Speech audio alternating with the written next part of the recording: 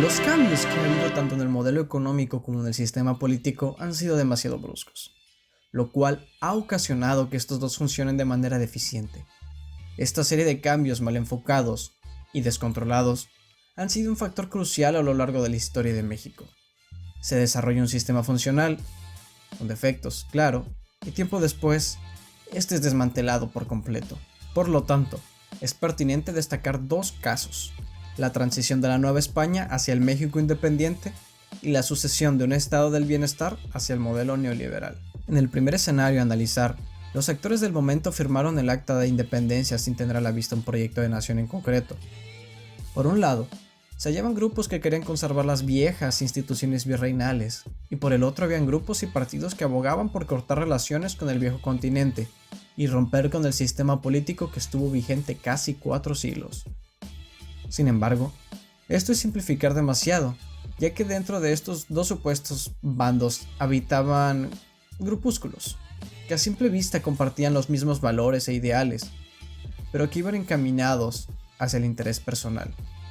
El siglo XIX, al menos una parte, ha sido escenario de dos experimentos de proyecto de nación: una república centralista, la cual consistía en un estado central fuerte y que concedía mayores facultades al poder ejecutivo, y otra federalista, que por el contrario, otorgaba más autonomía a los estados y confería mayor campo de acción al poder legislativo y jurídico, los cuales, a pesar de ser proyectos contrarios, compartían el mismo agravio que aquejó al país durante casi todo el siglo XIX: la falta de recursos.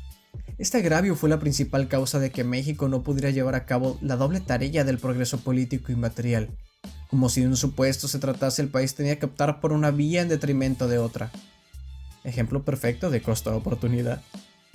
Parafraseando a Cosío Villegas, México era una nación joven, sin un proyecto de nación bien definido, que no podía adaptarse al torrente de la civilización europea. El legado colonial era un lastre para el progreso del país, el cual se hallaba sumido en el aislamiento sin tener comunicación con otras colonias y con una industria interna inexistente. El segundo caso, el cual engloba ya un México con instituciones sólidas, poseedor de un aparato político, si bien represor, funcional y bien definido, y dueño de una economía en crecimiento y desarrollo, esto se ve más interesante y desolador. Si bien el modelo económico nacional, basado en el desarrollismo y en la sustitución de importaciones, tenía bastantes defectos, este funcionaba en la mayoría de los casos.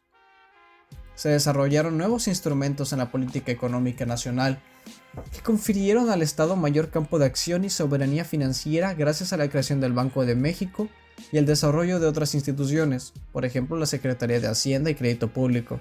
El modelo vivió su punto álgido en el periodo conocido como Desarrollo Estabilizador, 1954 a 1970, en el cual hubo un crecimiento sostenido y constante del 6% y una paridad fija del dólar peso de 12,50.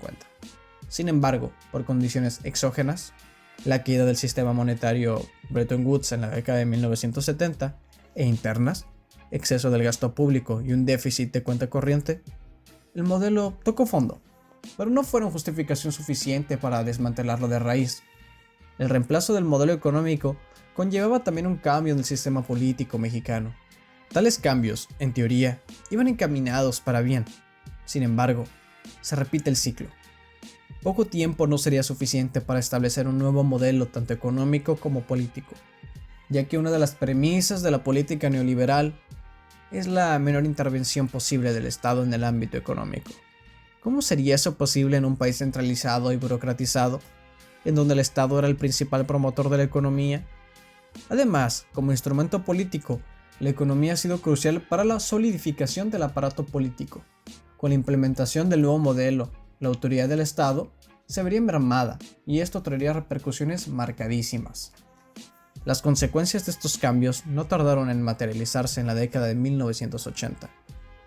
El debilitamiento del Estado trajo consigo el declive del Estado de Derecho y la descomposición de un sistema político que venía durando, hasta ese entonces, más de 50 años. Crisis económica, desarrollo y expansión del narcotráfico, crisis política, ya marcada bien entrada 1990. Desató el crimen organizado. Y en todo este trayecto no se ha tenido en cuenta al individuo ni a las masas populares. Los mayores afectados por los cambios orquestados fueron unos pocos. Durante el trayecto histórico del país, tanto el individuo como las masas populares han estado en un estado de subordinación, lo que ha generado una relación de dependencia, que al día de hoy repercute gravemente en la participación ciudadana. Si la situación es analizada desde una balanza, es posible inferir que el individuo, considerándolo en este caso también como un ente colectivo, al estar en el centro se ha visto más afectado por la subida y caída de los extremos, gobierno y empresariado, quedando a merced de sus acciones. Con esta simple analogía, es acertado afirmar que la historia de México está llena de desbalances. Si la balanza se inclina demasiado a la izquierda, gobierno, se genera estatismo y se juegan las libertades del individuo.